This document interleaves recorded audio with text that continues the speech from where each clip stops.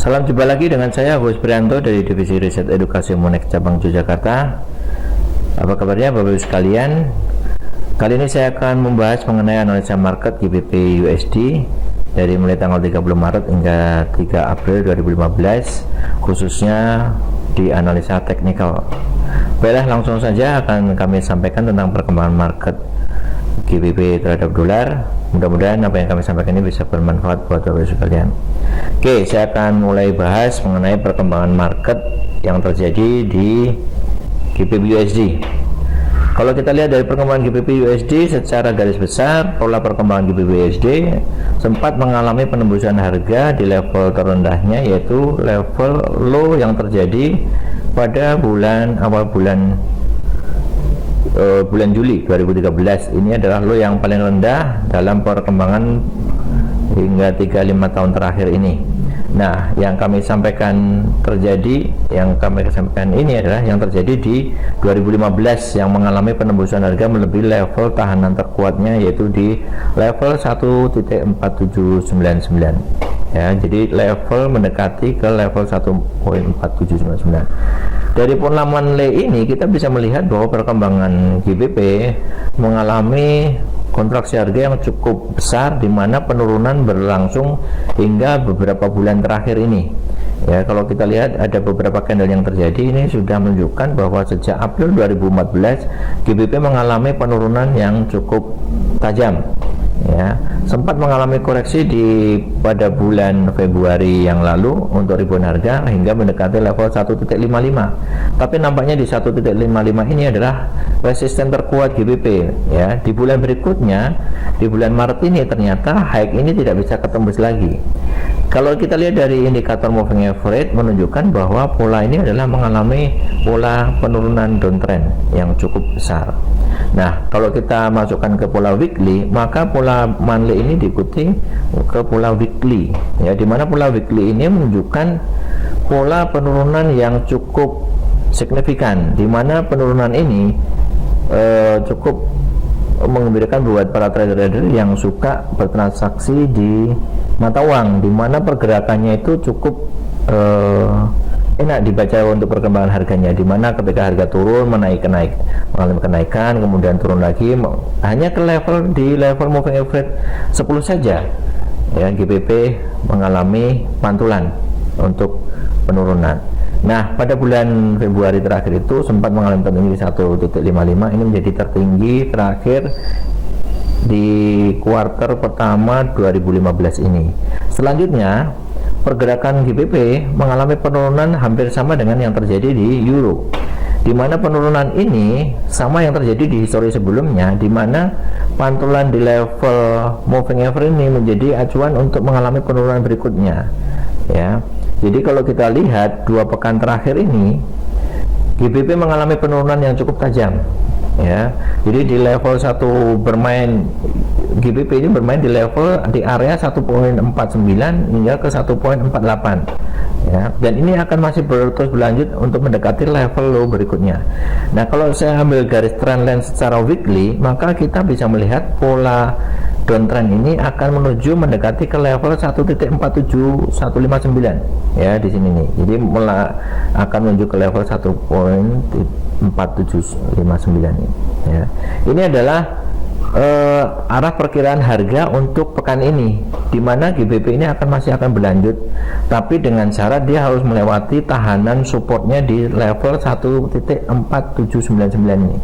Ya, manakala nanti harga ini ya, melewati close candlenya mingguannya nantinya adalah berada di bawah level 1.479 di level sini, maka bisa diperkirakan pergerakan harga GBP akan berlanjut mendekati ke level 1.471, atau juga bisa lebih jauh lagi akan menyamai low yang sama yang terjadi di bulan Maret tanggal 15 kemarin ya, di mana dia mencapai high tertingginya di level 1.51, kemudian mengalami breakthrough yang cukup panjang hingga sampai ke level 1.46300. Ini menjadi acuan harga untuk pergerakan GBP selanjutnya.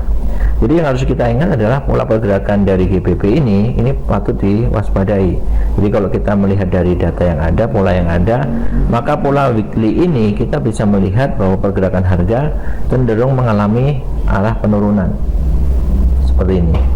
Ya, jadi kalau Bapak sekalian mengambil peluang, saya sarankan untuk mengambil posisi jual, ya, dimana level ini menjadi level yang cukup bagus untuk bisa memanfaatkan peluang, ya. Pola penurunan lanjutan GBP USD, ya. Untuk di situ dengan target point, ya, target mengarah ke 1.4700, ya, hingga ke 1.46500. Jadi pola lanjutan harga bisa mengalami ke level ini, ya.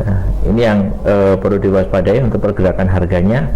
Jadi Bapak Ibu bisa mengambil peluang untuk sell kembali dengan target hanya di level ini saja. Ini akan saya tandai di level sini saja, ya. Jadi itu yang masih bisa manfaatkan untuk pekan ini.